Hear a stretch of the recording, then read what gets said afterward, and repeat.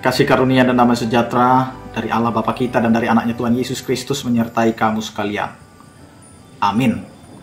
Bapak, Ibu, dan saudara-saudara yang dikasihi oleh Tuhan kita Yesus Kristus, mengakhiri pekan kita pada hari ini, marilah kita mendengarkan firman Tuhan yang tertulis dalam kitab Yeremia pasal 10 ayat 6. Demikianlah dikatakan, "Tidak ada yang sama seperti Engkau ya Tuhan.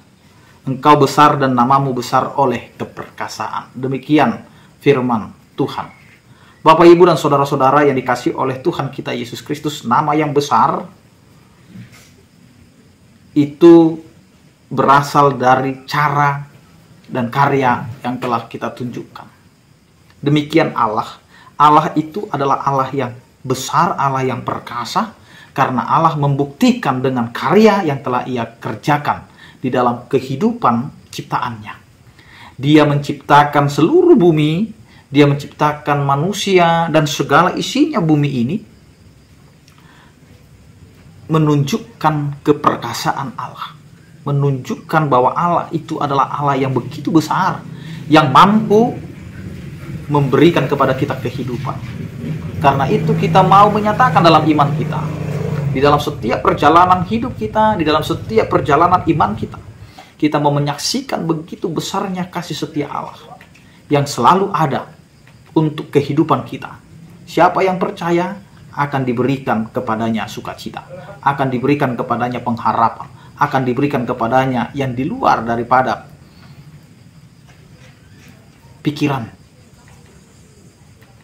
Sehingga apa yang kita hidupi adalah hidup untuk kemuliaan bagi nama Tuhan. Maka ketika kita mencari-cari kehidupan kita, mencari-cari bagaimana masa depan kita, kita tidak akan menemukan itu selain hanya di dalam Kristus. Maka jelas apa yang dikatakan, tidak ada yang sama seperti Engkau ya Tuhan, tidak ada. Maka kita tidak bisa membandingkan Allah kita dengan apapun, karena Dia adalah satu-satunya Allah yang telah memberikan kepada kita kehidupan, yang telah memberikan kepada kita sukacita dan damai sejahtera. Cinta kasih-Nya Ia nyatakan, meskipun kita hidup dalam keberdosaan, maka disinilah tidak ada Allah seperti Allah kita. Meskipun kehidupan kita terkadang diizinkan untuk menderita, diizinkan untuk mengalami yang namanya tantangan, tapi Tuhan memakai itu semua untuk menguatkan kita, untuk meyakinkan kita bahwa Allah itu ada di dalam kelemahan kita. Kita mau dipakai untuk mengandalkan Tuhan dalam setiap kehidupan. Karena itulah, maka firman Tuhan ini mengajak supaya setiap orang percaya tidak mengandalkan dirinya, tidak mengandalkan kekuatannya, tidak mengandalkan pikirannya, tetapi mengandalkan Allah yang adalah satu-satunya Allah yang besar dan perkasa itu. Karena karya Tuhan mampu melakukan yang di luar pikiran kita. Tidak ada yang mustahil bagi Allah. Maka apa yang mau kita lakukan, Bapak, Ibu, dan saudara-saudara? Menuruti segala kehendak Allah. Jadi jangan ada yang mengeluh saja. Jangan ada yang hanya memaksakan kehendaknya saja kepada Tuhan.